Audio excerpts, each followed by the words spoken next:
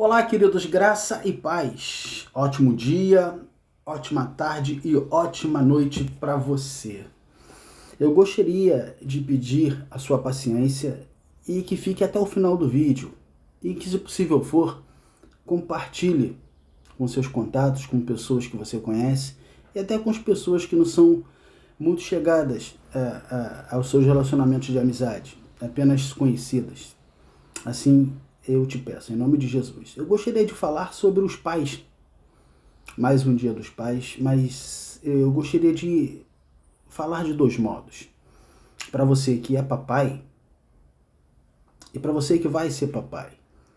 Mas, a princípio, eu gostaria de falar sobre Efésios 1, que o texto vai dizer que nós temos todas as sortes de bênçãos nas regiões celestiais em Cristo Jesus. E ali ele vai enumerando quais são essas bênçãos. E diz que são espirituais e não materiais. E certa feita, conversando com um grande amigo meu, Renato, pessoa que tem um vínculo de amizade muito grande e que ama em Cristo Jesus, nós estávamos um dia desse pensando sobre essa temática, sobre o que são essas bênçãos espirituais, como elas cabem no ser humano. Né? Então a gente conversando, chegamos a um denominador. Eu vou fazer uma pequena analogia, ver se você se enquadra ou se parece um pouquinho, porque eu me enquadrei nela, de repente pode ser a sua experiência também. Você lembra, ou melhor dizendo, todos nós nascemos, né?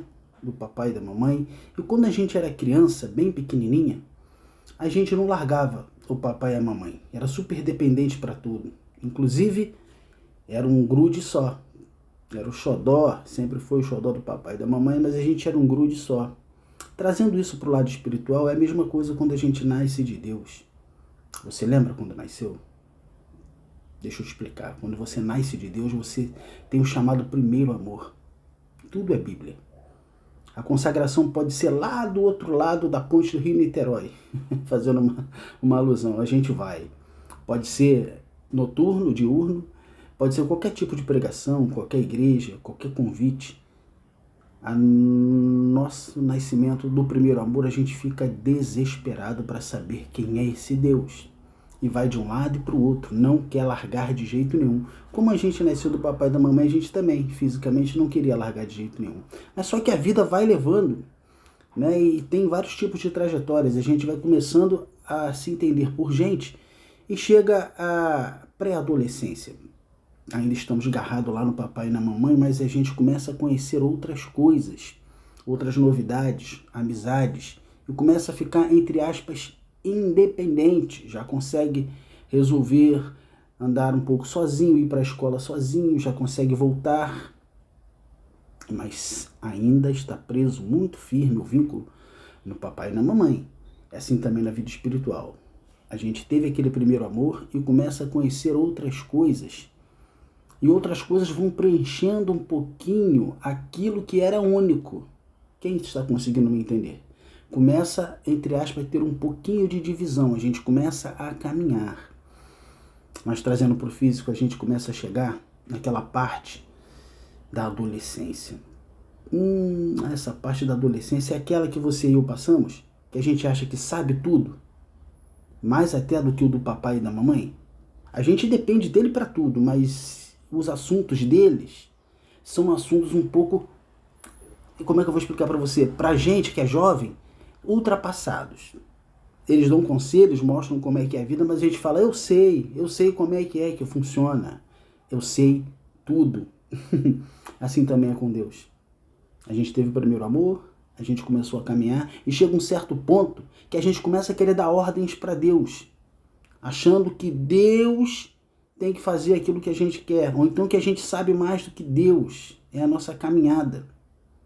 E assim a gente também fazia com o papai e com a mamãe. Aí vai chegando, passando da adolescência, vai chegando naquela fase adulta, mais imatura. Isso, aquela fase que a gente coloca sempre o papai e a mamãe contra a parede, querendo tênis de marca, roupa de marca, querendo frequentar lugares que são impróprios pra gente.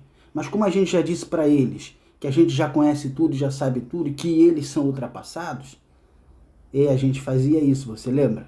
E a gente também faz com Deus. Deus está dando a direção, o caminho, mas a gente começa a orar para Deus por bênçãos. A gente quer tipo fazer uma troca com Deus. Assim a gente fez muitas das vezes com o papai e com a mamãe da gente. E eles, muitas das vezes, com o seu esforço, faziam o que a gente queria. Mas a gente nem imaginava o esforço que era e a luta que era, porque a gente não trabalhava, eles trabalhavam e suavam a camisa para dar o bom e do melhor pra gente. Até aquela roupa de marca e aquele tênis de marca. Mas a gente ficava todo feliz, mas não sabia o quanto aquilo era sacrificante para ele. Espiritualmente também a gente começava a orar e a pedir coisas absurdas para Deus. Isso, a gente está caminhando. Aí chega aquela fase adulta na qual a gente casa e constrói a nossa família. Aí o papai e a mamãe nunca deixou de ser papai e a mamãe. Mas agora a gente tem a nossa família. E o apóstolo Paulo em Coríntios vai dizer, é bom que não case, porque aquele que casa, vai ter que cuidar da sua família e das coisas de Deus. Ou seja, ele está falando, vai haver uma divisão. Estou dizendo que Deus vai te abandonar, porque Deus manda a gente cuidar da família. Então o apóstolo Paulo em Corinto aconselhava que se ficasse solteiro. O apóstolo Paulo era solteiro. Então, queridos, vai chegando esse período no qual a gente começa a cuidar da nossa casa, da nossa família. E o papai e a mamãe a gente vê muito agora só pelo WhatsApp, mas visitas são esporádicas, não é? A gente já está adulto, eles estão envelhecendo, mas a gente está sempre em contato, mas não está muito mais fisicamente. E assim também é a nossa vida espiritual. A gente começou a frequentar a igreja aí, mas aquilo já não está mais mexendo tanto quanto mexia. Mexe ainda, mas ficou lá atrás aquela gana, aquela vontade. Mas a gente ainda teme a Deus. Segue trazer a nossa família para a presença do Senhor. Aí vai chegando aquela fase que eu considero que eu estou chegando. Ainda não estou perfeito e ninguém é perfeito. Que a gente consegue atingir um pouquinho de maturidade. Aí a gente olha para trás, queridos. E o nosso papai e mamãe já estão com as cães brancas, né? Branca. E a gente olha para eles e diz: como foi bom tê-los como pai e mãe. Até o dia de hoje, eu olho para trás e vejo quantos ensinamentos, quanta disciplina, quantas palmadas valeram a pena e quanta burrice eu cometi, quanta ingratidão eu cometi. Isso, quantos desaforos falei, quantas maldades cometi, quantas vergonhas fiz de vocês passarem. Eles já idosos, com a cabeça branca, e eu já um pouco mais maduro. Aí a ficha começa a cair, a gente começa a se arrepender de um monte de coisa que fez contra eles. Não é? E o nosso desejo agora é o quê? Mais maduro.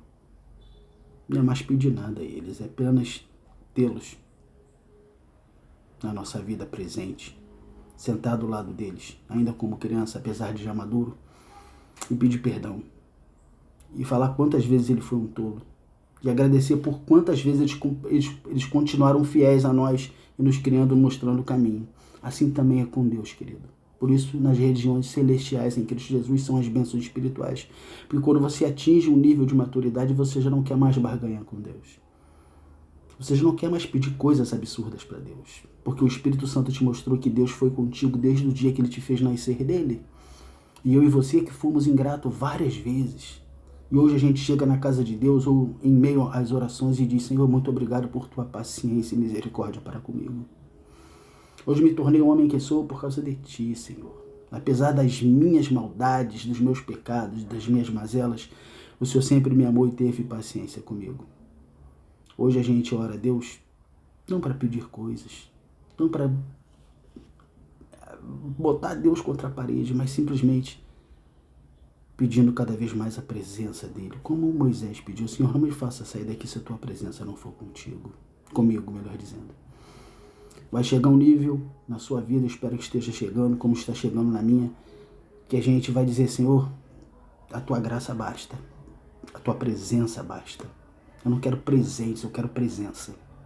E assim vai ser com os nossos pais, ou já é com alguns, quando a gente diz: tá chegando o tempo, né? Como eu tinha que apreciar mais esta presença. Como eu tinha que aproveitar mais essa presença. E assim na vida espiritual. Mas me permita ainda falar agora em termos físicos. falar sobre pai. Eu poderia aqui estar dizendo para você, querido, olha, pai, você deve ser assim, pai, você tem que agir assim, pai, você tem que fazer isso. Não, mas eu gostaria de falar para você que é filha e para você que é filho. Filha e filho, basicamente. Tentar mostrar para você o que é ser pai de filha. Eu não sou pai de filha, sou pai de filho. Mas deixa eu só mostrar para você, filha, como é que o seu papai se sente. Quando a mamãe descobre que está grávida e que vem uma menininha, ele fica todo feliz da vida. Ele é o protetor daquela garotinha pequenininha. E ela começa a chamar ele de papai. O desejo dele é andar nas praças com ela, para todo mundo olhar para a carinha da filhinha dele. E ele todo bobo, achando que é o príncipe dela. Ou melhor, se sentindo o príncipe dela. E ela começa a se desenvolver, começa a crescer. E ela vai ao mercado com ele, empurra o carrinho. E ele tá todo bobo lá no mercado, porque ele é o papai, ele é o protetor dela. Guarda essa palavra.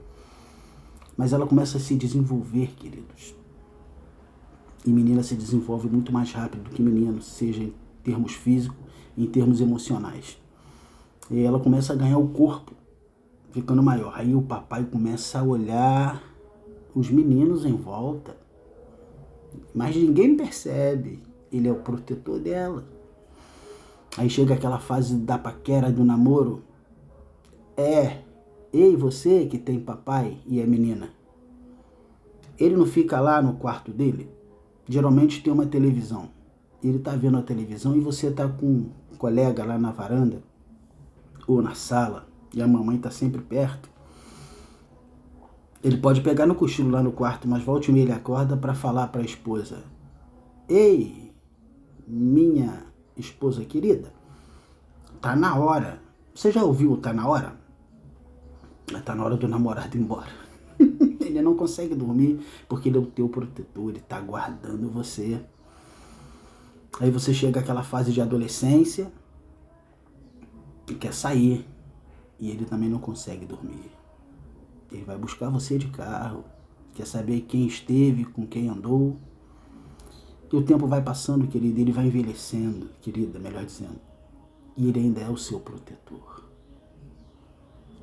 Mas vai chegar a fase em que você vai casar. E a maior preocupação desse papai, sabe qual é, querida? É quem é que vai amar você e cuidar de você como ele ama. Ele quer saber quem é o esposo.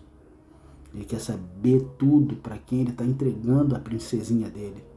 Ele só vai descansar quando ele descobrir que esse pretendente vai ser agora o seu protetor.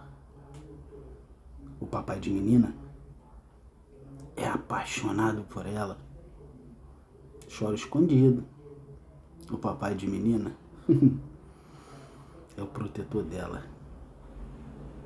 E ela nunca cresce para ele. Agora eu quero falar para você, papai, filho de papai, meninão. Quando você nasce, ou então está na barriga da tua mãe, tudo que ele deseja é que ele seja parecido com você, a sua cópia. E quando você anda na pracinha com ele, todo mundo olha e diz, ele é a cara do pai. Esse papai ganha o mundo. Ele fica louco de felicidade. Mas ele, além de protetor, ele quer outra coisa com você, filhinho. Que você seja um bom homem. E ele começa a tratar de você, muitas das vezes, rispidamente, com uma certa dureza, porque é necessário ter isso com você. Não entenda, não é a maldade do teu papai, ele está te preparando para o mundo. Porque a sociedade não perdoa. Então ele quer te colocar no eixo, para quando você chegar na sociedade e se sentir como gente, você ter exemplo e ter a maturidade e a experiência que o seu papai te passou. Você pensa que ele fala grosso com você porque ele gosta? Não. É porque é preciso. Deixa eu te contar um segredo. Não fala pra ninguém. Você sabia que quando ele exagera, ele fica de cara feia? Quando ele tá sozinho, ele chora?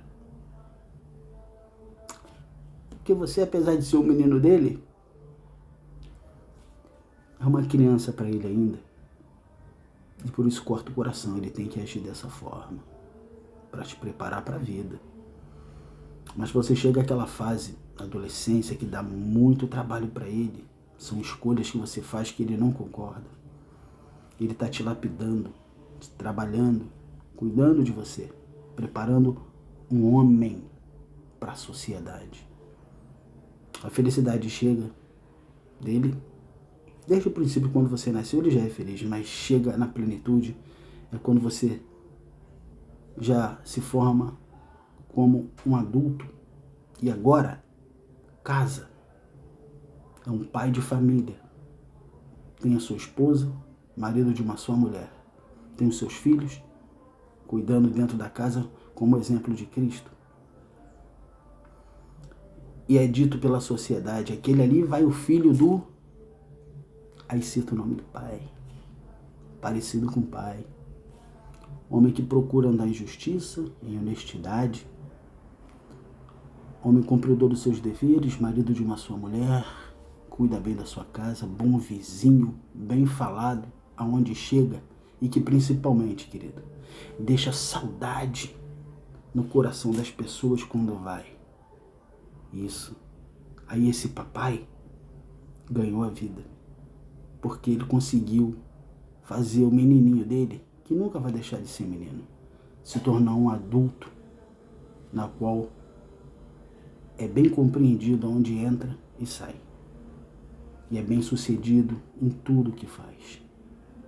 Esses são os papais. Para você que é menino, que tem o seu papai, falei basicamente o que o seu papai pensa de você e o desejo que ele tem. E para você que é menininha, que tem o seu papai, falei um pouquinho daquilo que eu acho que acontece no coração do papai. Eu quero desejar aqui para todos vocês um excelente Dia dos Pais, em família, principalmente em família.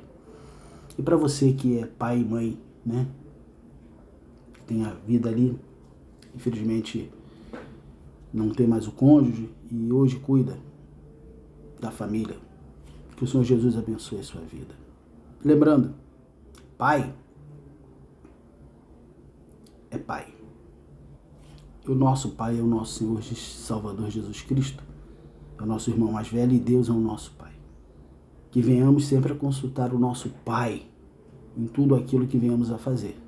Não esqueça, pai de menino e pai de menina. Você que hoje é filho, um dia vai ser pai. E quem sabe o que a gente conversou aqui você possa lembrar e falar, eu já ouvi isso, eu estou sentindo isso. Não esqueça, agora para os dois, quando alguém se torna pai, a vida dele, desse pai, não acabou, mas ela tomou um laço de divisão. Agora ele já não vive mais para ele. Ele vive para você. Graça e paz.